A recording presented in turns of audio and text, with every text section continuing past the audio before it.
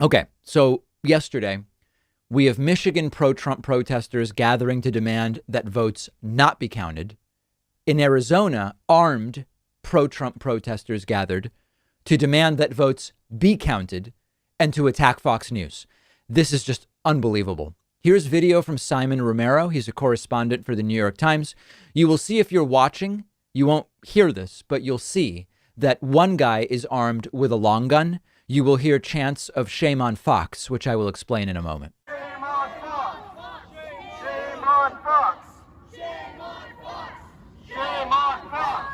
Shame on Fox! Shame on Fox! Shame on Fox!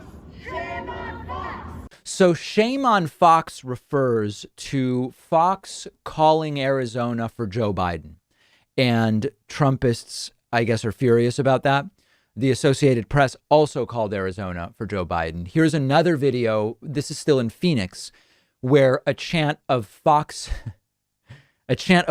News sucks break out. Take a look at this. A lot of people in the crowd are not wearing masks. We're keeping a respectful distance, but a loud and very boisterous crowd. You'll start hearing them start up here. And they're actually chanting, Fox News sucks. Fox News sucks. The reason why they're chanting that is because Fox News called Arizona for Biden yesterday, and a lot of people are angry about that. We have not called Arizona. A lot of other. So the protesters then moved from the Capitol in Phoenix, the site of that last video, to the Maricopa County Recorder's Building, where they started chanting, "Stop the steal." Naturally, you will notice almost not a single mask in sight. Stop the steal! Stop the steal! Stop the steal! Stop the steal! We need oversight to verify that each person who voted is an alive person. Here's another video where you can't really tell who's saying what, other than you do hear the term mail-in ballots at one point. The Sharpie, and also, who's checking the mail-in votes? Democrats!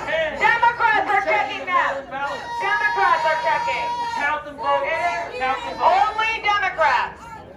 This ain't gonna go away. These protests are not only pathetic on principle, but the added layer is that there are almost no masks. The United States had 108,000 new cases yesterday, more than 1,200 new deaths yesterday. And they're not only protesting who the hell knows what, there's also barely a mask in sight. As Simon Romero also reported, as time went on, the number of guns went up as well. As you can see in this next picture, we're showing the open carry handgun guy with a Trump hat.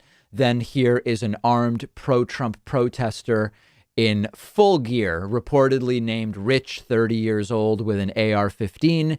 He was mad, according to Simon Romero, who interviewed him, mad about Biden wanting to, quote, tax guns.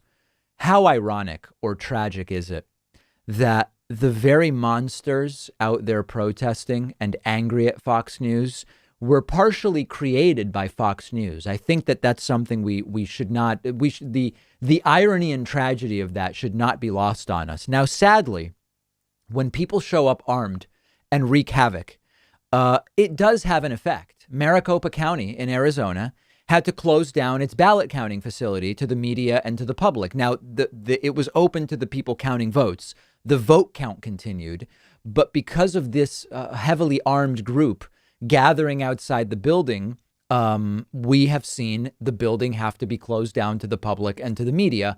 Fortunately, the votes will still be counted. Now, by the way, is there any chance that these guys, mostly guys, will be tear gassed and told to disperse when 9 p.m. comes, like the Black Lives Matter protesters all over the country during the summer? No, not particularly likely.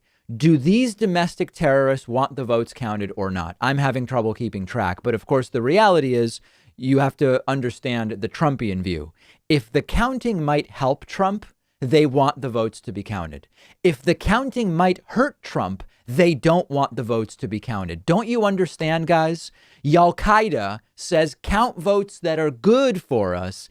Don't count votes that are bad for us. And that's as simple as it really is that simple.